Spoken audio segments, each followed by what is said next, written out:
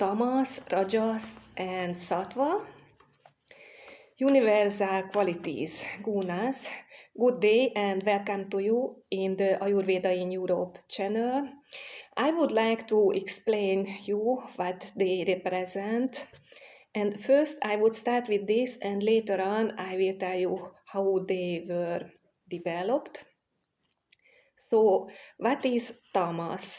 Tamas means a kind of inactivity when nothing is moving, passivity, passive energy, inertia, I would call it, maybe. Rajas is another one. It's the activity energy, the kinetic energy when things are moving. And sattva is a clear consciousness, and this is a kind of potential energy. How can you imagine this? It's a little bit theoretic. So let's say somebody would like to have a new house. So first he thinks about it, he imagines how it would look like, what he would do inside. And this is sattva, this is the clear consciousness. There is a plan. And then people start building it, so everything starts to move, people are moving. This is the rajas, the activity energy. And when this moving stops at some point, the house is steady. If it doesn't stop, tamas doesn't appear, it will never be finished. So this is how can you imagine it. And now I would like to talk about a little bit about the origin of the word according to Sankhya philosophy. And Ayurveda is a very comprehensive science, so actually it embraces many philosophical systems, and Sankhya philosophy is one of them. And now I am going to talk about it, making also a parallel with our belief system, Christian European belief system. So Sankhya philosophy says that first there was the Purusha, as they call it. This is clear consciousness, something which just exists, has no end and no beginning. And this is a kind of ultimate truth, ultimate power, a kind of passive awareness.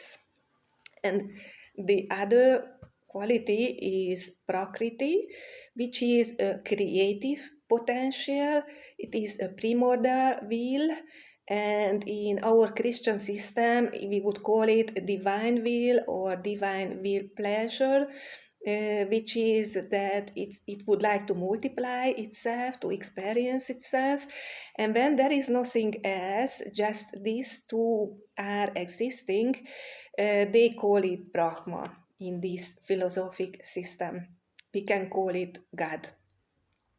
And then the first manifestation is Mahat, as they call it. We would call it divine wisdom. This is a wisdom which makes sure that everything is in order in the world, also in your body. Every little cell, every tissue, every atom is in order and it's functioning. And from this evolved the ahamkara, which we call I am consciousness in our system.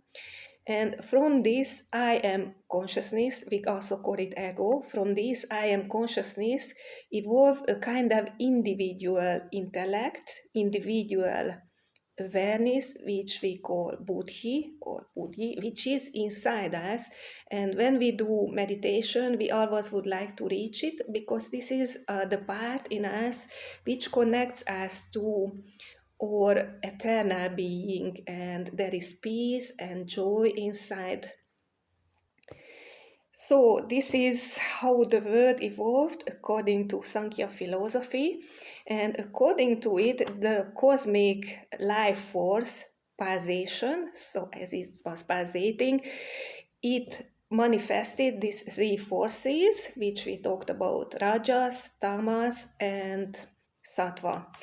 And they are also built up from the 5 elements, like the doshas, like the energy types, and they exist in everything in the world, also in us, and also in our mind. And actually, they build up our mind prakriti, I will make a separate video about it. So this mind prakriti is different for everyone. In some people there is more activity energy, in other people more passivity energy, and it depends on what was the life purpose we were born to. And this mind prakriti also determines how we behave in situations and also in stress situations. For example, imagine a big room with a lot of people and then a fire evolves. So a person who has more tamas in the mind, he will not be able to move. He will be frozen from the stress.